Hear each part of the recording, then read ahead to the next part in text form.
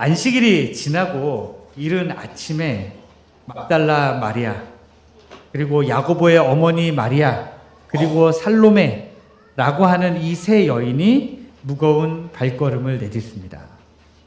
7 귀신에게서 고침을 받고 주님을 생명처럼 따르던 여인이 막달라 마리아였습니다. 어머니 마리아와 살로메는 갈릴리에서부터 주님을 계속해서 끝까지 수종들면서 따라왔습니다. 오늘 새벽에도 제가 그런 말씀 드렸는데 왜 갈릴리에서부터 따라온 게 중요하냐? 우리 주님이 갈릴리 사역을 마치시면서 갈릴리에서 이제 내가 예루살렘으로 올라가겠다라고 작정을 하시거든요.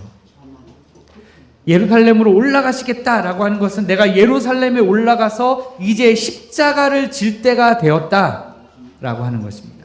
그래서 십자가를 지시기 위해서 갈릴리 사역을 마치시고 거기부터 출발하셨는데 그때부터 예수님의 어머니 마리아와 살로메가 계속해서 우리 주님을 따라왔다 하는 것입니다. 그런데 이 여인들의 행보는 여기서부터 보면 안 되고 47절 말씀도 우리가 봐야 됩니다. 47절 말씀을 보니까 예수님이 십자가에서 고통 속에 돌아가시고 그리고 나서 아리마대 사람 요셉이 나타나서 예수님의 시신을 달라고 해서 무덤에 뉘입니다. 그리고 그 처참한 광경을 죽으신 주님이 내려져서 세마포에 쌓여가지고 그 동굴에 누워주시는 그 모든 과정을 끝까지 눈물로 지켜본 사람들이 있었는데 그 사람들이 바로 이 세 여인이었습니다. 그래서 안식일이 끝나자마자 그날 아침 이 세 여인은 주저없이 지체하지 않고 주님이 계신 그 무덤을 향해서 갈 수 있었던 것입니다. 주님의 무덤을 향해 가는 이 세 여인의 손에 무엇이 들려 있었습니까? 향품이 들려 있었습니다.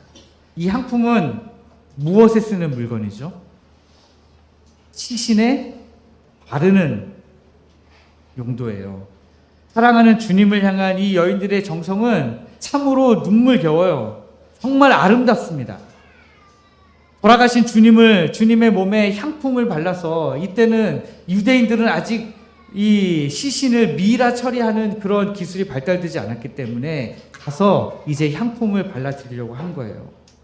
그런데 여러분 한번 냉정하게 생각해 보면 이 세 여인의 발걸음은 이미 돌아가신 주님을 향해 걸어가고 있는 이 발걸음은요, 죽으신 주님을 향해서 걸어가고 있는 발걸음이에요.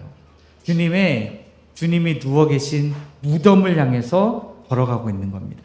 향품을 준비했다라고 하는 이 말에서 우리가 알 수 있는 것은, 야, 이 여인들은 준비가 철저했구나. 그러니까 우리도 우리의 신앙 가운데서 뭘 해야 된다? 향품을 준비하고 준비를 철저히 해야 된다. 이렇게 생각하시면 큰 오산이라는 거예요.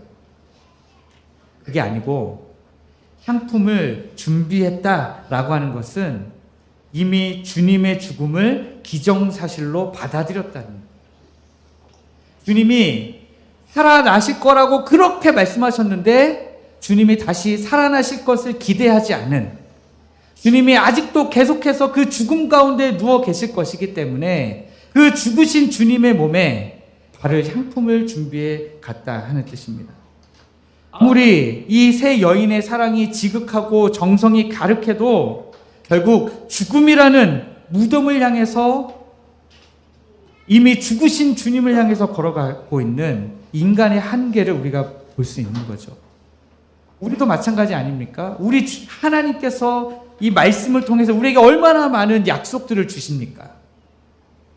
그런데도 불구하고 우리는 그 하나님이 주신 약속의 말씀들을 다 잊어먹고 날마다 향품을 준비해서 우리 하나님의 말씀이 이루어질 거라는 소망 없이, 믿음과 신뢰 없이 내가 준비한 향품을 가지고 내 인생에 살아갈 준비를 하면서 살아가는 것이 바로 우리의 모습 아니냐라고 하는 것입니다. 그런데 이 세 여인이 그렇게 슬픔을 안고 무덤을 향해 걷고 있었는데 갑자기 머리에 드는 현실적인 고민이 떠오르는 거예요. 그래서 이제 서로 수군수군 주님의 무덤을 향해서 준비한 향품을 들고 걸어가면서 서로가 서로에게 이야기 나누는 거예요. 그게 무엇입니까? 3절 말씀에 보니까 서로 말하되 누가 우리를 위하여 무덤 문에서 돌을 굴려주리오. 아니 생각해 보니까 향품을 준비했는데 무덤 속에 계신 주님, 그리고 거기를 큰 돌로 굴려서 막는 걸 봤거든요. 이거는 뭐 그냥 몇 명이 한 것이 아니라 그냥 군인들이 몇 명이 그냥 수십 명이 달려들어서 밀어놓은 엄청난 돌이란 말이에요. 그 돌문이 갑자기 생각난 거예요. 그래서 우리가 향품을 준비는 해가지만 도대체 누가 우리를 위해서 그 돌문을 굴려주리오? 고민하게 된 거죠. 그런데 이 돌이 의미하는 건 뭡니까? 죽어 계신 주님과 우리 사이를 갈라놓는 역할을 하잖아요. 주님을 그 죽음 안에 그냥 붙잡아두는 역할을 하는 게 이 돌문이라고 하는 겁니다.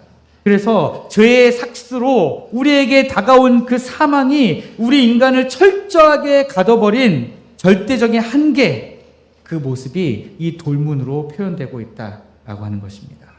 사람이 죽어서 그 안에 뉘어지고 돌문을 닫으면 마침내 그 사람의 인생의 완전한 마침표가 딱 찍어지는 것 같은, 우리 주님도 동일한 그 마침표를 찍고 다시는 그 돌문 밖으로 나오실 수 없는 분인 것처럼 우리로 하여금 인식하게 만드는 장치가 이 돌문이라고 하는 거예요. 그러므로 이 여인들이 길 위에서 누가 우리를 위하여 그 돌문을 굴려주리오 했던 그 탄식은 도무지 우리의 힘으로는 굴릴 수 없는 이 죽음의 권세, 우리가 도저히 이길 수 없는 그 죽음의 권세를 향한 우리 인간의 가장 절망적인 모습을 하나의 이미지로 우리에게 보여주고 있는 것입니다. 이 여인들의 모습 속에서 우리는 안타깝게도 우리의 모습을 발견하게 됩니다. 우리도 나름대로 열심히 신앙생활하면서 우리의 삶의 향품을 막 준비해요. 가정을 지키기 위해 어떤 때는 눈물로 기도하기도 하고, 정직하게 땀 흘려 수고하기도 하고, 교회를 위해 헌신하기도 하고, 헌금하기도 하고, 뭔가 좀 착한 일도 해보고 향품을 준비합니다. 그런데 그 우리의 향품으로는 우리 앞에 있는 죽음의 돌문을 굴릴 수 없다라고 하는 것입니다. 그래서 우리가 계속해서 이야기하는 거죠. 우리 앞에 놓여있는 이 죽음의 돌문을 과연 누가 우리를 위하여 굴려줄까? 그런데 오늘 이 말씀은 이 세 여인의 그 절망과 탄식의 길 끝에 위대한 복음을 선포하고 있습니다. 4절 말씀 한번 보십시오. 같이 읽어볼까요? 4절 말씀 시작. 눈을 들어본 즉 벌써 돌이 굴려져 있는데 그 돌이 심히 크더라. 아멘. 이 세 여인이 걱정을 하면서 그 큰 돌문 누가 우리를 위해 굴려주지? 라고 하고 갔는데 그 돌문이 벌써 굴려져 있었다. 여러분, 인생의 걱정과 염려가 얼마나 많습니까? 우리가 두려움이 얼마나 많아요.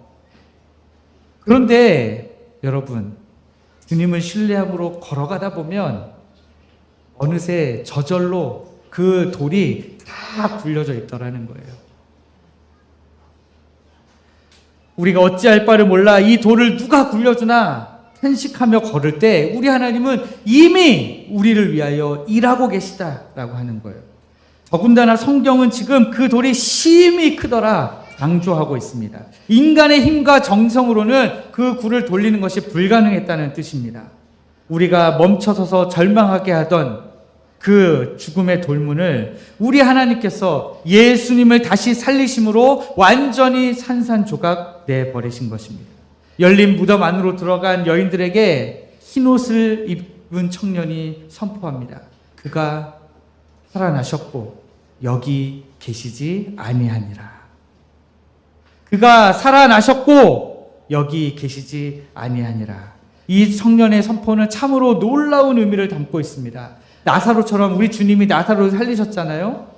그것처럼 그냥 일시적으로 다시 살아났다가 또 죽어야 되는데 또 다른 죽음 사이에 잠시 살아났다라는 뜻이 아니라 생명이신 주님을 무덤이 결코 가두어둘 수 없었다라고 하는 위대한 선포인 것이죠. 그래서 그 증거로 뒤이어서 하는 말이 보라 그를 두었던 곳이니라.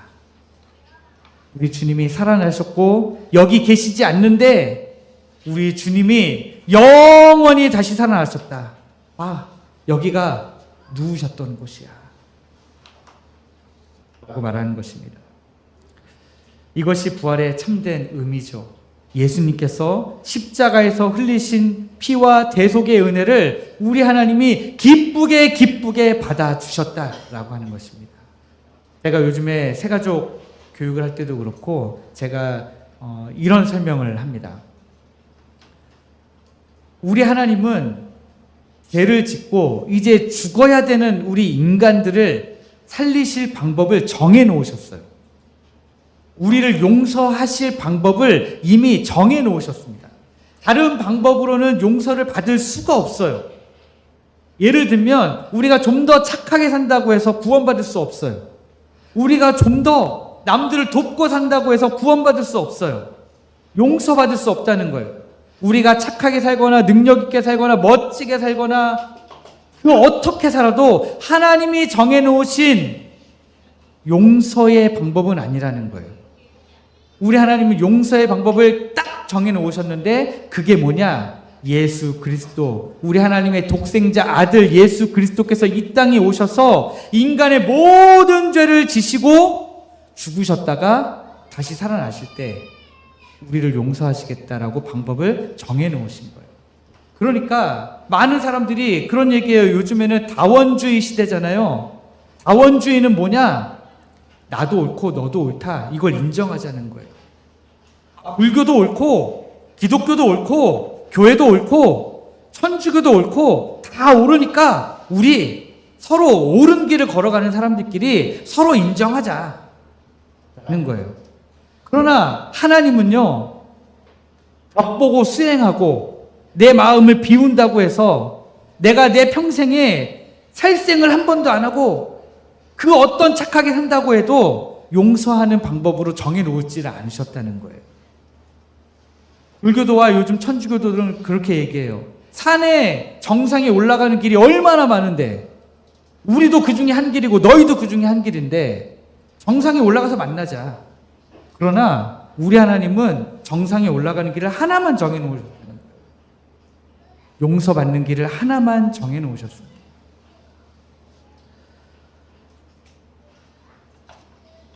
우리 하나님께서 정해놓으신 그 방법대로 예수 그리스도께서 다시 죽으셨다가 다시 살아나셨습니다.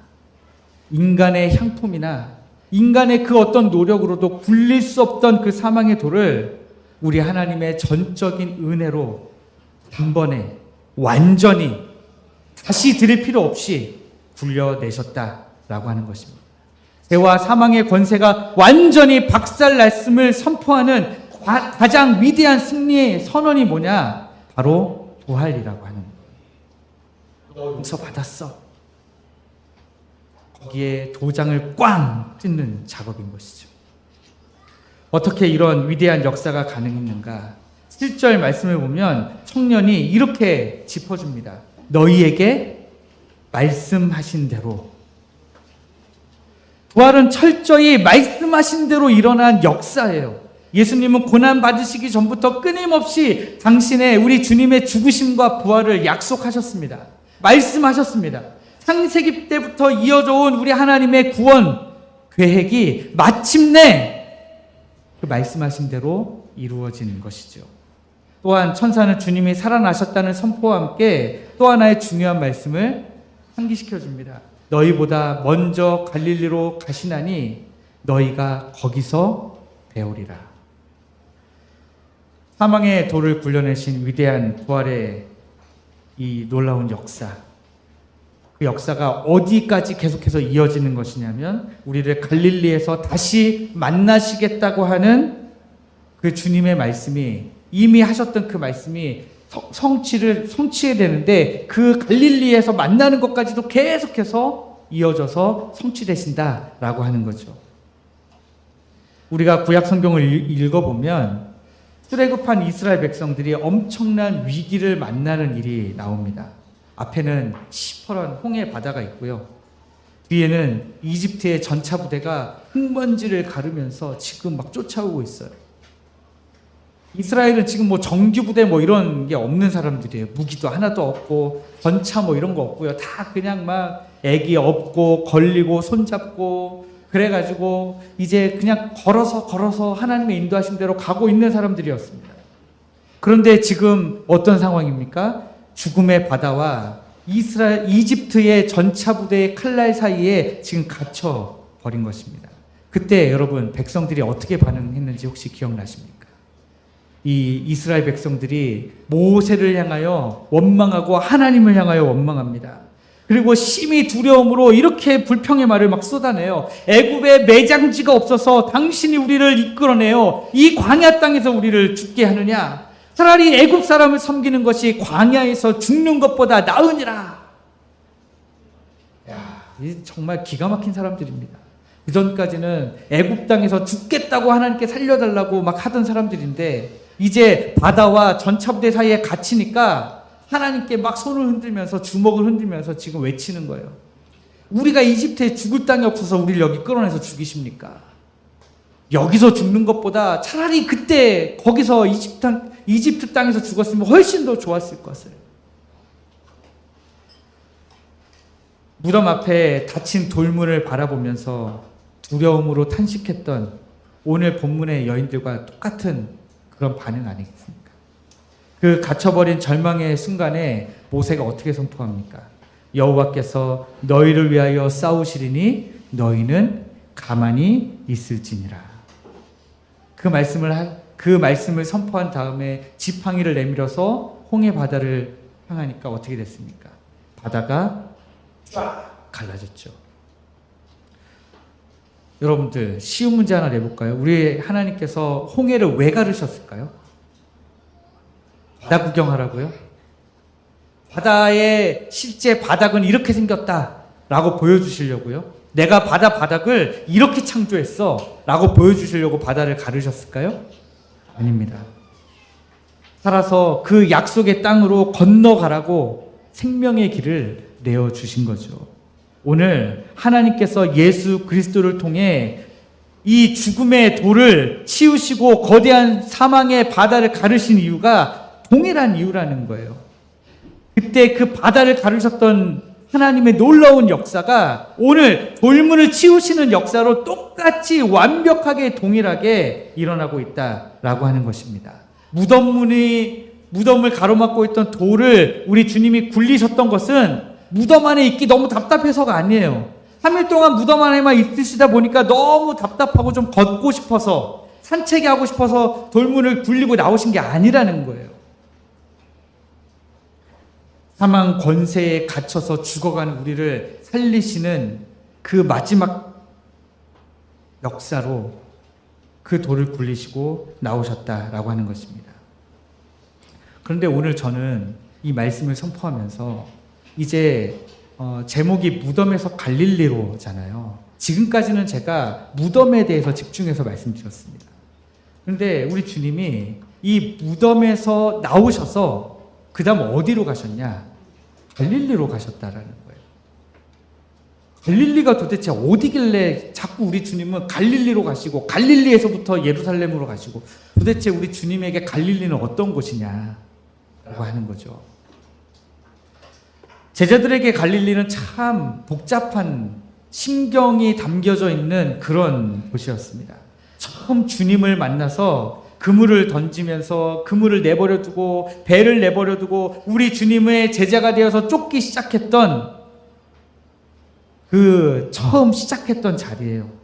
그러나 동시에 우리 주님이 붙잡히시던 그날 밤에 다 도망치고 주님이 십자가에 못 박히신 소식을 듣고 그걸 직접 보고 그리고 나서 실망과 절망과 낭만 가운데 낙향해가지고 물고기나 잡으러 가야 되겠다 라고 하고 다시 돌아간 곳이 어디예요? 갈릴리였습니다. 또 아까 말씀드린 대로 누가복음 9장 51절을 보면 갈릴리는 주님께서 우리를 구원하시기 위해 십자가를 지시기로 작정하시고 예루살렘을 향하여 올라가셨던 바로 그 출발 장소이기도 합니다. 그런데 제자들은 여러분들 말씀의 흐름을 보시면 제자들이 아직 갈릴리로 돌아가지 않았거든요. 지금 모여 있어요. 주님이 돌아가신 다음에 문을 굳게 걸어 잠그고 모여 있어요.